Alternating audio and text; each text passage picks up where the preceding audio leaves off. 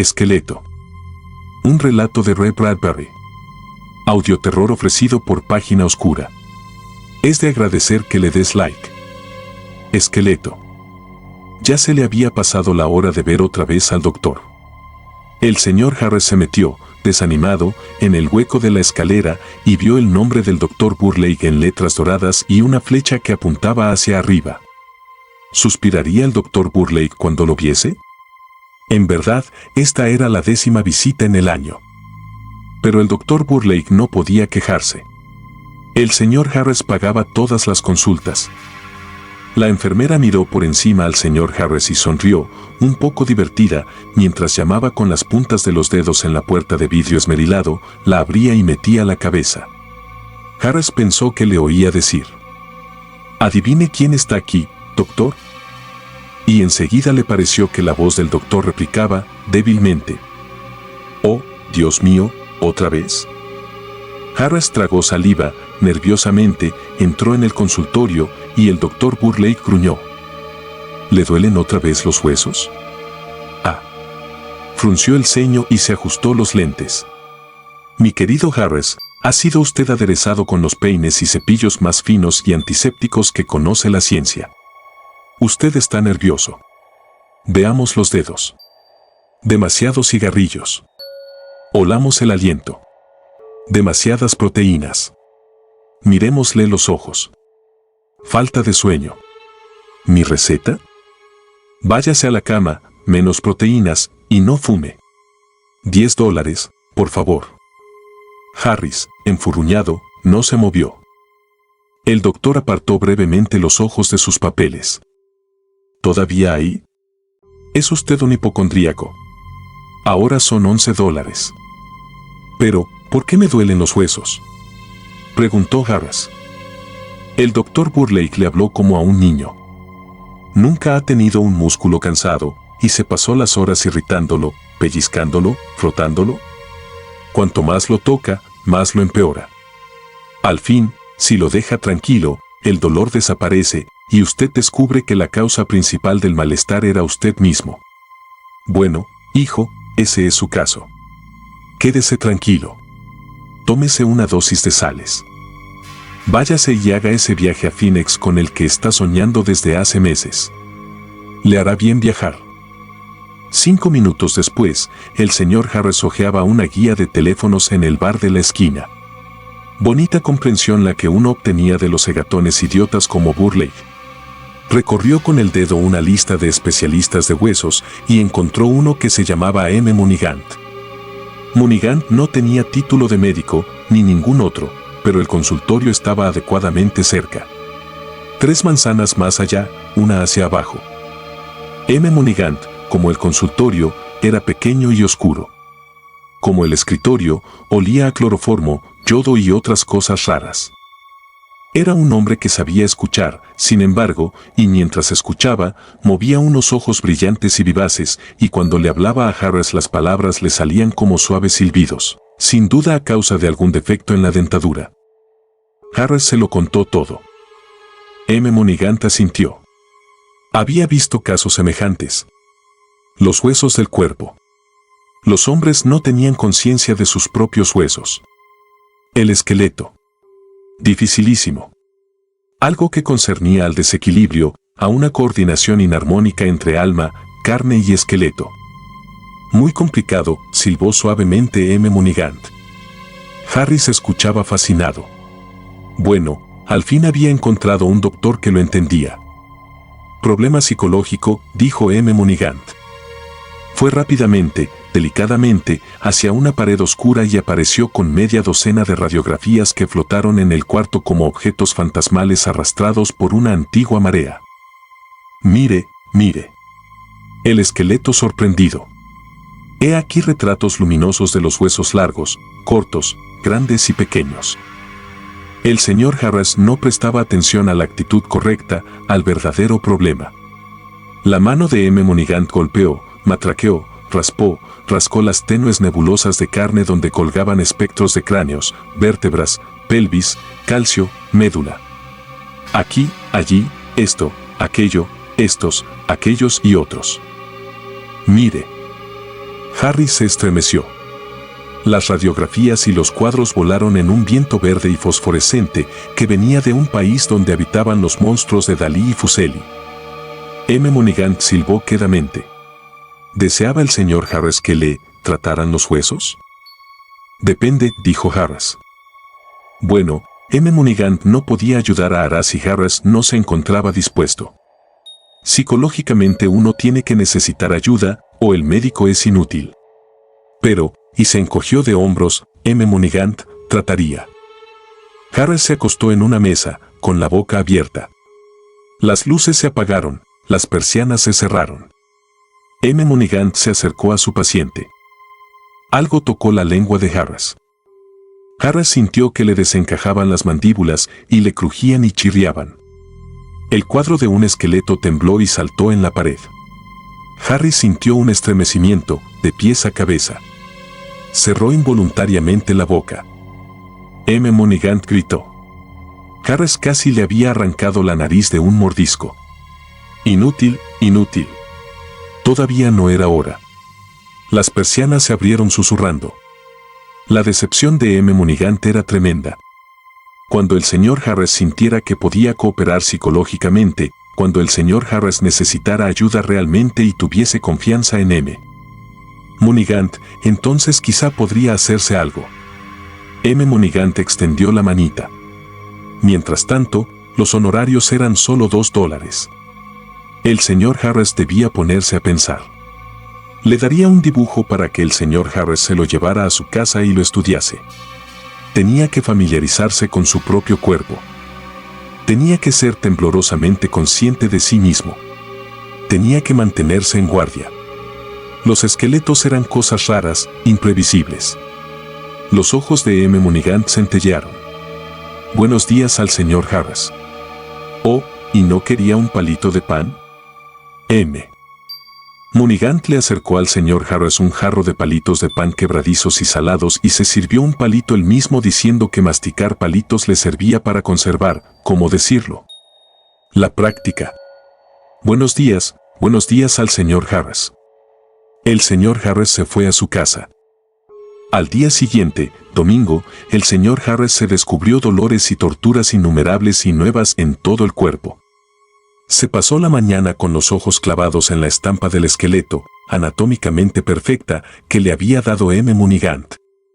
En el almuerzo, Clarice, la mujer del señor Harris, se apretó uno a uno los nudillos exquisitamente delgados, y al fin el señor Harris se llevó las manos a las orejas y gritó.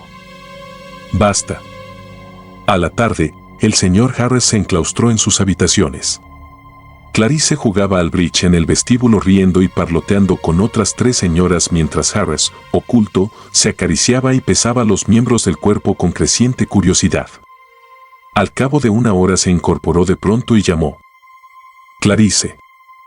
Clarice entraba siempre como bailando, haciendo con el cuerpo toda clase de movimientos blandos y agradables para que los pies no tocaran ni siquiera la alfombra. Les pidió disculpas a sus amigas y fue a ver a Harris, animada. Lo encontró sentado en un extremo del cuarto y vio que clavaba los ojos en el dibujo anatómico. ¿Estás aún meditando, querido?, preguntó. Por favor, deja eso. Se sentó en las rodillas del señor Harris. La belleza de Clarice no alcanzó a distraer al señor Harris. Sintió la liviandad de Clarice, le tocó la rótula. El hueso parecía moverse bajo la piel pálida y brillante. ¿Está bien que haga eso?, preguntó, sorbiendo el aliento. ¿Qué cosa?, rió Clarice. ¿Mi rótula, dices? ¿Es normal que se mueva así, alrededor? Clarice probó. Se mueve así, realmente, dijo, maravillada. Me alegra que la tuya se deslice, también, suspiró el señor Harris.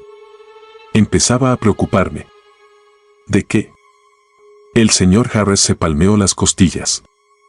Mis costillas no llegan hasta abajo. Se paran aquí, y he descubierto el aire.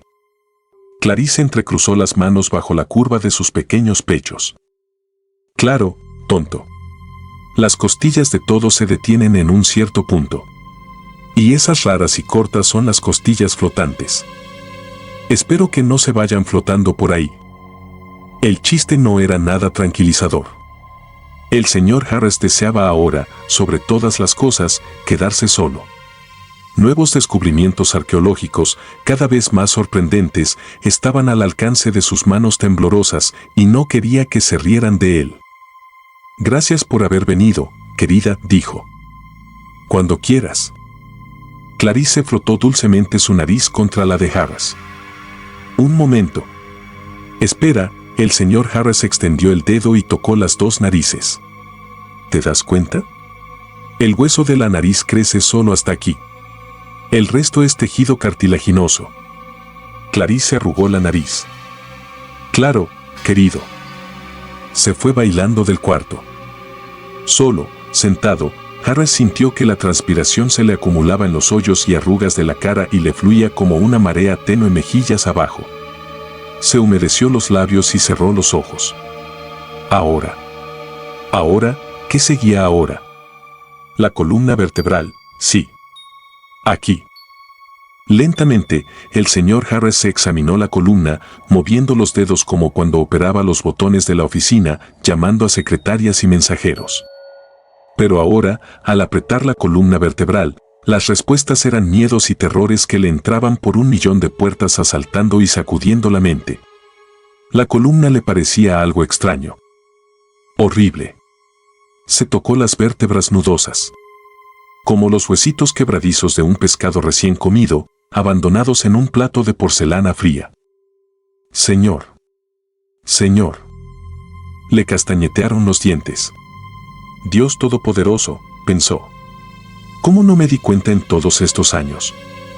Todos estos años se han dado por allí con un esqueleto adentro. ¿Cómo es posible que lo aceptemos así como así? ¿Cómo es posible que nunca pensemos en nuestros cuerpos? Un esqueleto. Una de esas cosas duras, nevosas y articuladas. Una de esas cosas quebradizas, espantosas, secas, frágiles, matraqueantes, de dedos temblorosos, cabeza de calavera, ojos biselados, y que cuelgan de unas cadenas entre las telarañas de una alacena olvidada. Una de esas cosas que hay en los desiertos y están ahí en el suelo desparramadas como dados. Se incorporó, muy tieso, pues ya no podía soportar la silla. Dentro de mí, ahora, pensó, tomándose el estómago y la cabeza, dentro de mi cabeza hay un cráneo. Uno de esos caparazones curvos que guardan la jalea eléctrica del cerebro. Una de esas cáscaras rajadas con 2 agujeros al frente como 2 agujeros abiertos por una escopeta de 2 caños. Hay ahí grutas y cavernas de hueso, revestimientos y sitios para la carne, el olfato, la vista, el oído, el pensamiento. Un cráneo que me envuelve el cerebro, con ventanitas abiertas al mundo exterior. Harris tenía ganas de interrumpir la partida de bridge, entrar en la sala como un zorro en un gallinero y desparramar las cartas como nubes de plumas, todo alrededor. Se dominó trabajosamente, temblando. Vamos, vamos, hombre, tranquilízate. Has tenido una verdadera revelación, apréciala, disfrútala. Pero un esqueleto, le gritó el subconsciente. No lo aguanto. Es algo vulgar, terrible, espantoso. Los esqueletos son cosas horribles, crujen y rascan y traquetean en viejos castillos, colgados de vigas de roble, como largos péndulos susurrantes, indolentes, que se mueven al viento. La voz de Clarice llegó desde lejos, clara, dulce. Querido, ¿vienes a saludar a las señoras? El señor Harris sintió que se mantenía en pie gracias al esqueleto. Esa cosa interior, ese intruso, ese espanto, le sostenía los brazos, las piernas, la cabeza. Era como sentir a alguien detrás de uno, alguien que no debiera estar ahí. Adelantándose, comprendió con cada paso que daba hasta qué punto dependía de esa cosa. Iré enseguida, querida, contestó débilmente. Vamos, ánimo, se dijo a sí mismo. Mañana tienes que volver al trabajo. El viernes tienes que ir a Phoenix. Es un viaje largo. Cientos de kilómetros. Tienes que estar en buena forma para hacer ese viaje o el señor Creldon no invertirá dinero en tu negocio de cerámica. Arriba esa cabeza. Coraje.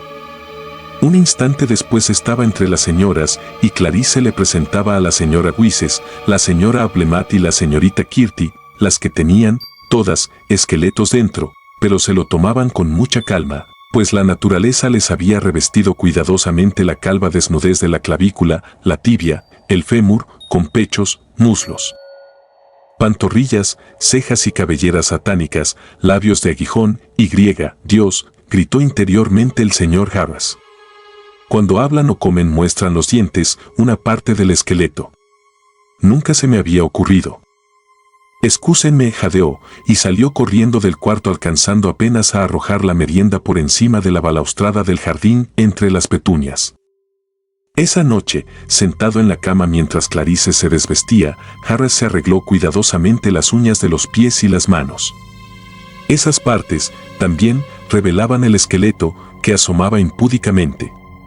Debió de haber enunciado en voz alta parte de la teoría, pues Clarice, ya acostada y en camisón, le echó los brazos al cuello canturreando. «Oh, mi querido, las uñas no son huesos. Son solo epidermis endurecida». El señor Harris dejó caer las tijeras. «¿Estás segura? Espero que tengas razón. Me sentiría más tranquilo». Miró la curva del cuerpo de Clarice, boquiabierto. «Ojalá toda la gente fuera como tú. Condenado hipocondríaco». Clarice lo sostuvo estirando el brazo. «Vamos, ¿qué te pasa? Díselo a mamá». «Algo que siento dentro», dijo Harris. «Algo que comí». A la mañana siguiente y durante toda la tarde en la oficina del centro de la ciudad, el señor Harris investigó los tamaños, las formas y la posición de varios de sus propios huesos con un desagrado cada vez mayor. A las 10 de la mañana le pidió permiso al señor Smith para tocarle el codo un momento. El señor Smith consintió, pero mirándolo de reojo. Después del almuerzo el señor Harris le dijo a la señorita Laurel que quería tocarle el omóplato y la joven se apretó enseguida de espaldas contra el cuerpo del señor Harris ronroneando y entornando los ojos. «Señorita Laurel», gritó el señor Harris. «Basta». Solo meditó sobre sus neurosis. La guerra acababa de terminar y la tensión del trabajo y el futuro incierto tenían mucha relación probablemente con aquel estado de ánimo. Pensaba a veces en dejar la oficina, instalarse por su propia cuenta, tenía un talento nada común para la cerámica y la escultura. Tan pronto como pudiese iría a Arizona, le pediría dinero al señor Creldon, compraría un horno y pondría una tienda. ¿Cuántas preocupaciones? En verdad era todo un caso. Pero por suerte había conocido a M. Monigant, que parecía decidido a comprenderlo y ayudarlo. Lucharía un tiempo solo, no iría a ver a Monigant ni al Dr. Borlake, mientras pudiera resistirlo. La extraña sensación desaparecería. El señor Harris se quedó mirando el aire. La extraña sensación no desapareció. Creció. El martes y el jueves se desesperó pensando que la epidermis, el pelo y otros apéndices eran manifestaciones de un grave desorden, mientras que el esqueleto desprovisto de tegumentos era en cambio una estructura limpia y flexible, bien organizada. A veces, cuando al resplandor de ciertas luces, sintiendo el peso de la melancolía, se le bajaban morosamente las comisuras de la boca, creía ver el cráneo que le sonreía desde detrás de la cara. «Suelta», gritaba. «Déjame. Los pulmones. Basta». Jadeaba convulsamente, como si las costillas lo apretaran quitándole el aliento. «Mi cerebro. No lo aprietes». Y unos dolores de cabeza terribles le quemaban el cerebro reduciéndolo a cenizas apagadas. «Mis entrañas, déjalas, por amor de Dios. Apártate de mi corazón». El corazón se le encogía bajo las costillas que se abrían en abanico, como arañas pálidas que acechaban la presa. Una noche descansaba acostado empapado en sudor. Clarice estaba afuera, en una reunión de la Cruz Roja. Harris trataba de conservar la calma, pero era más y más consciente de aquel conflicto, afuera ese sucio exterior y adentro esa cosa hermosa, fresca, limpia y de calcio. La tez no era oleosa, no tenía arrugas de preocupación. Observa la perfección de la calavera, impecable y nívea. La nariz no era demasiado prominente. Observa bien los huesecitos de la nariz en la calavera antes que el monstruoso cartílago nasal formara la probóscide montañosa. ¿El cuerpo no era rollizo? Bueno, examina el esqueleto, delgado, esbelto, la economía de las líneas y el contorno. Marfil oriental exquisitamente tallado. Perfecto, grácil como una manta religiosa blanca. Los ojos no eran protuberantes, ordinarios, apagados. Ten la amabilidad de examinar las órbitas en la calavera, tan profundas y redondas, sombrías, pozos de calma, sabías, eternas. Mira adentro y nunca tocarás el fondo de ese conocimiento oscuro. Toda la ironía, toda la vida, todo está ahí en esa copa de oscuridad. Compara, compara, compara. Harris rabió durante horas. Y el esqueleto, siempre un filósofo frágil y solemne, descansaba dentro, calmoso, sin decir una palabra, suspendido como un insecto delicado en el interior de una crisálida, esperando y esperando. Harris se sentó lentamente. «Un minuto». «Espera», exclamó. «Tú también estás perdido. Yo también te tengo. Puedo obligarte a hacer lo que se me antoje. No puedes impedirlo. Digo yo, mueve los carpos, los metacarpos y las falanges y SSSSSS, ahí se alzan, como si yo saludara a alguien». Se rió. «Le ordeno a la tibia y al fémur que sean locomotoras y, 2, 3, 4, 2, 3, 4, allá vamos alrededor de la manzana». «Sí, señor». Harry sonrió mostrando los dientes. «Es una lucha pareja. Fuerzas iguales, y lucharemos, los dos. Al fin y al cabo, soy la parte que piensa». «Sí, Dios mío, sí. Aunque no te domine, todavía puedo pensar». Instantáneamente, una mandíbula de tigre se cerró de golpe, mordiéndole el cerebro. Harris aulló. Los huesos del cráneo apretaron como garras hasta que Harris tuvo horribles pesadillas. Luego, lentamente, mientras Harris chillaba, los huesos adelantaron el hocico y se comieron las pesadillas, una por una, hasta que la última desapareció y todas las luces se apagaron. Al fin de la semana, Harris postergó el viaje a Phoenix por razones de salud. Pesándose en una balanza de la calle vio que la lenta flecha roja señalaba 75. Gruñó. «¿Cómo? He pesado 80 kilos durante años y años. He perdido 5 kilos». Se examinó las mejillas en el espejo sucio de moscas. Un miedo primitivo y helado le recorrió el cuerpo estremeciéndolo. Tú. Sé muy bien qué te propones, tú. Se amenazó con el puño la cara huesuda, hablándoles particularmente al maxilar superior, al maxilar inferior, al cráneo y a las vértebras cervicales. «Maldito. ¿Crees que puedes matarme de hambre, hacerme perder peso, sacarme la carne, no dejar nada, solo huesos y piel? ¿Tratas de echarme a la zanja para ser el único dueño, No. Corrió a un restaurante. Pavó, salsas, papas en crema, 4 ensaladas, 3 postres. No podía tragar nada, se sentía enfermo del estómago. Se obligó a comer. Los dientes empezaron a dolerle. Mala dentadura, pensó, furioso. Comeré aunque los dientes se sacudan, se golpeen y crujan y caigan todos en la sala. Tenía fuego en la cabeza, respiraba entrecortadamente, sintiendo una opresión en el pecho y un dolor en las muelas, pero ganó sin embargo una pequeña batalla.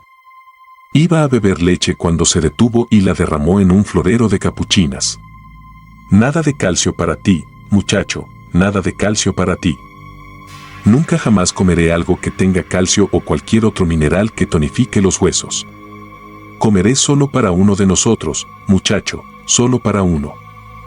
70 kilos, le dijo la semana siguiente a su mujer. «¿Notaste cómo he cambiado?» «Noto que estás mejor», dijo Clarice. «Siempre fuiste un poco gordito para tu altura, querido». Le acarició la barbilla. «Me gusta tu cara. Es mucho más elegante. Las líneas son ahora tan firmes y fuertes». «No son mis líneas, son sus líneas, maldita sea». «¿Quieres decir acaso que él te gusta más que yo?» «Él». ¿Quién es él? En el espejo del vestíbulo, más allá de Clarice, la calavera le sonrió al señor Harris desde detrás de una mueca carnosa de desesperación y odio. Colérico, el señor Harris engulló unas tabletas de malta. Era un modo de ganar peso cuando uno no puede comer otras cosas. Clarice vio las píldoras de malta. Pero, querido, realmente, yo no te pido que subas de peso, dijo. Oh, cállate, dijo Harris entre dientes. Clarice lo obligó a que se acostara. Harry se tendió con la cabeza en el regazo de Clarice. Querido, dijo Clarice. Te he estado observando últimamente. Estás tan lejos. No dices nada, pero parece que te persiguieran. Te agitas en la cama, de noche. Quizá debieras ver a un psiquiatra. Pero ya sé que te diría, puedo adelantártelo. Te he oído mascullar una vez y otra, y he sacado mis conclusiones. Pues bien, te diré que tú y tu esqueleto son una sola cosa, una nación indivisible, con libertad y justicia para todos. Unidos triunfarán, divididos fracasarán. Si no se pueden entender entre ustedes como un viejo matrimonio, ve a ver al doctor Burleigh. Pero antes distiéndete, tranquilízate. Estás viviendo en un círculo vicioso. Cuanto más te preocupas, más sientes los huesos y más te preocupas. Al fin y al cabo, ¿quién inició esta batalla? Tú o esa entidad anónima que según dices está acechándote detrás del canal alimentario. Harris cerró los ojos. Yo. Creo que fui yo. Adelante, Clarice, sigue hablándome. Descansa ahora, susurró Clarice dulcemente. Descansa y olvida. El señor Harris se mantuvo a flote un día y medio y luego empezó a hundirse otra vez. La imaginación podía tener su parte de culpa, sí, pero este esqueleto particular, Dios mío, devolvía los golpes. En las últimas horas de la tarde, Harris buscó el consultorio de M. Munigant. Caminó media hora antes de encontrar la dirección y descubrir el nombre M. Munigant, escrito con iniciales de oro viejo y descascarado en un letrero de vidrio. En ese momento, le pareció que los huesos le estallaban rompiendo amarras, dispersándose en el aire en una erupción dolorosa. Enceguecido, Harris retrocedió. Cuando abrió de nuevo los ojos ya estaba del otro lado de la esquina. El consultorio de M. Munigant había quedado atrás. Los dolores cesaron. M. Munigant era el hombre que podía ayudarlo. Si la visión del letrero provocaba una reacción tan titánica, indudablemente M. Munigant era el hombre indicado. Pero no hoy. Cada vez que Harris trataba de volver al consultorio reaparecían los terribles dolores. Transpirando, renunció al fin y entró tambaleándose en un bar. Mientras cruzaba el vestíbulo oscuro se preguntó brevemente si M. Munigant no tenía una buena parte de culpa. Al fin y al cabo era M. Munigant quien lo había incitado a que se observara el esqueleto, desencadenando un tremendo impacto psicológico. ¿No estaría utilizándolo M. Munigant para algún propósito nefasto?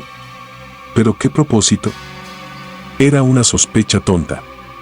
Un pobre médico, y nada más. Trataba de ayudarlo. Munigant y sus palitos de pan. Ridículo, M. Munigant estaba muy bien, muy bien. El espectáculo del salón del bar era alentador. Un hombre corpulento, gordo, redondo como una bola de manteca, bebía una cerveza tras otra en el mostrador. La imagen del éxito, realmente. Harris reprimió el deseo de ponerse de pie, palmearle el hombro al gordo y preguntarle cómo había hecho para ocultarse los huesos. Sí, el esqueleto del hombre estaba lujosamente tapizado. Había almohadones de tocino aquí, bultos elásticos allí, y varias golillas redondas bajo la barbilla. El pobre esqueleto estaba perdido, nunca podría salir de ese tembladeral de grasa. Podía haberlo intentado una vez, pero ya no. Los huesos, abrumados, no se insinuaban en ninguna parte. No sin envidia, Harris se acercó al gordo como alguien que cruza ante la proa de un transatlántico. Harris pidió una bebida, se la tomó y se atrevió a hablarle al gordo. ¿Glándulas? ¿Me habla usted a mí?, preguntó el gordo. ¿O una dieta especial?, comentó Harris. Perdóneme, pero vea usted, me cuelga la piel. no puedo aumentar de peso. Me gustaría tener un estómago. Así es entonces, susurró, los ojos enrojecidos, las mejillas hirsutas. De un modo o de otro me arrastras, me matas de hambre, de sed, acabas conmigo. Tragó unas rebabas secas de polvo. El sol me cocinará la carne para que pueda salir. Los buitres me almorzarán y tú quedarás tendido en el suelo, sonriendo. Sonriendo victorioso. Un xilofón calcinado donde unos buitres tocan una música rara. ¿Te gusta eso? La libertad. Harris caminó por un escenario que temblaba y burbujeaba bajo la cascada de la luz solar. Tropezaba, caía de bruces y se quedaba tendido alimentándose con bocados de fuego. El aire era una llama azul de alcohol y los buitres se asaban, humeaban y chispeaban volando en círculos y planeando. Fénix. El camino. El coche. Agua. Un refugio. Otra vez el grito. Crujidos de pasos, rápidos. Gritando, aliviado, incrédulo, Harris corrió y se derrumbó en brazos de alguien que llevaba uniforme. El coche tediosamente remolcado, reparado. Ya en Phoenix. Harris se encontró en un estado de ánimo tan endemoniado que la operación comercial fue una apagada pantomima. Aun cuando consiguió el préstamo y tuvo el dinero en la mano, no se dio mucha cuenta. La cosa interior, como una espada dura y blanca dentro de un escarabajo, le teñía los negocios, la comida, le coloreaba el amor por Clarice, le impedía confiar en su automóvil. La cosa, en verdad, tenía que ser puesta en su sitio. El incidente del desierto había pasado demasiado cerca, le había tocado los huesos, podía decir uno torciendo la boca en una mueca irónica. Harris se oyó a sí mismo agradeciéndole el dinero al señor Creldon. Luego dio media vuelta con el coche y se puso de nuevo en marcha, esta vez por el camino de San Diego, para evitar la zona desértica entre el centro y Beaumont. Marchó hacia el norte a lo largo de la costa. No confiaba en el desierto. Pero, cuidado. Las olas aladas retumbaban y siseaban en la playa de Laguna. La arena, los peces y los crustáceos podían limpiarle los huesos tan rápidamente como los buitres. Despacio en las curvas junto al mar. Demonios, estaba realmente enfermo. ¿A quién recurrir? ¿Clarice? ¿Burleigh? ¿Munigant? Especialistas de huesos. Munigant. ¿Bien? Querido. Clarice lo besó. Harris sintió la solidez de los huesos y la mandíbula detrás del apasionado intercambio y dio un paso atrás. Querida, dijo lentamente, enjugándose los labios con la manga, temblando. Pareces más delgado. Oh, querido, el negocio.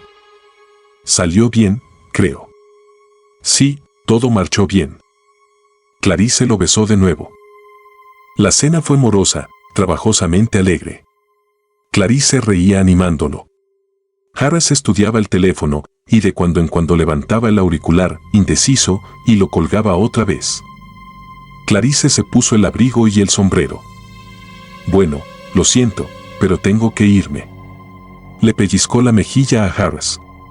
Vamos, ánimo. Volveré de la Cruz Roja dentro de 3 horas. Tú descansa. Tengo que ir. Cuando Clarice desapareció, Harris marcó un número en el teléfono, nervioso.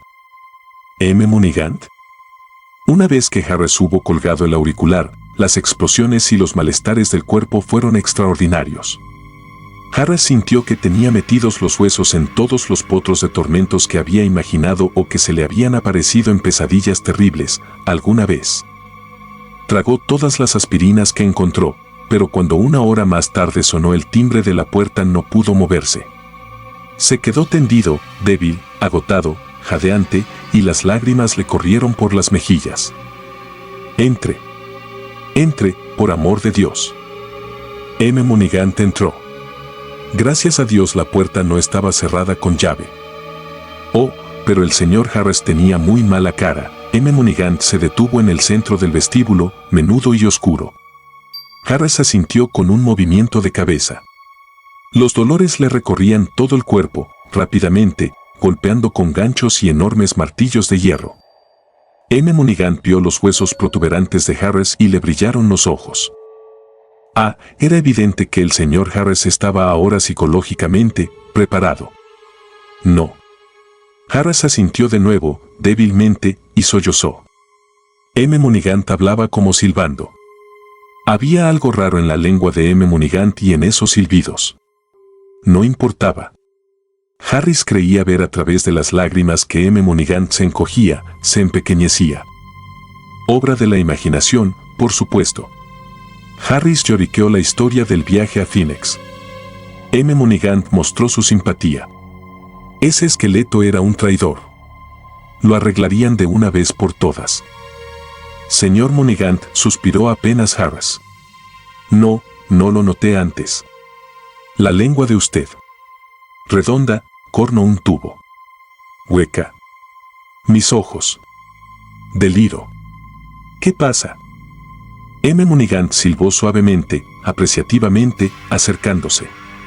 Si el señor Harris aflojaba el cuerpo y abría la boca. Las luces se apagaron. M. Monaghan espió la mandíbula caída de Harris. Más abierta, por favor. Había sido tan difícil, aquella primera vez, ayudar al señor Harris, el cuerpo y los huesos en rebelión abierta.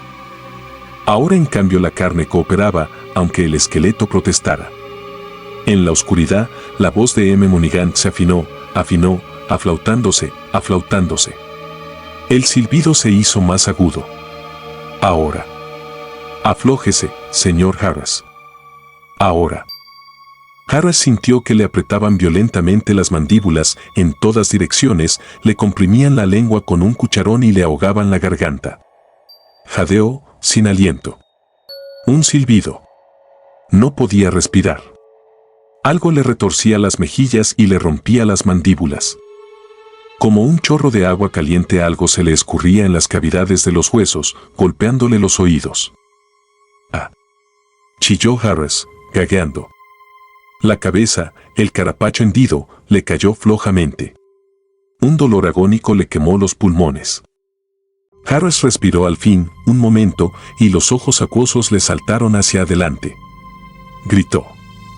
Tenía las costillas sueltas, como un flojo montón de leña. ¡Qué dolor ahora!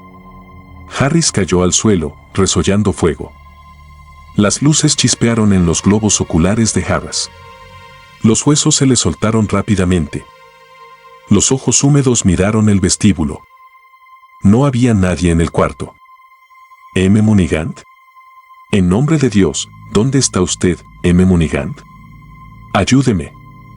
M. Monaghan había desaparecido. ¡Socorro!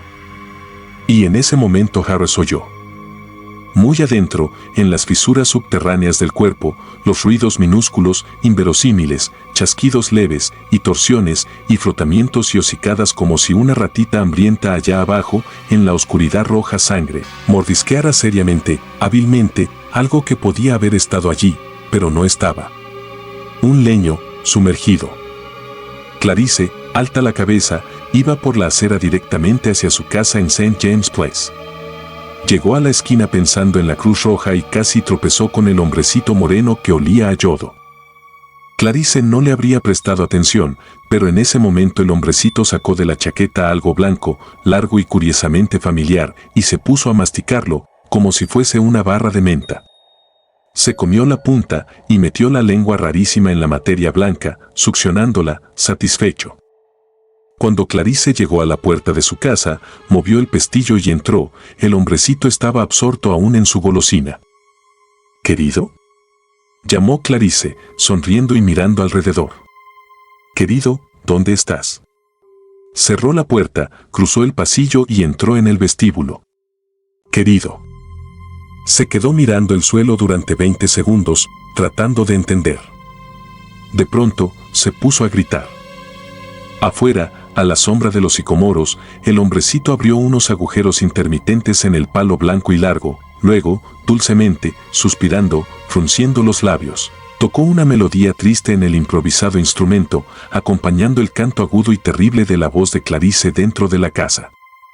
Muchas veces, en la niñez, Clarice había corrido por las arenas de la playa y había pisado una medusa de mar y había chillado entonces. No es tan horrible encontrar una medusa de mar gelatinosa en tu propio vestíbulo. Puedes dar un paso atrás. Es terrible cuando la medusa te llama por tu propio nombre.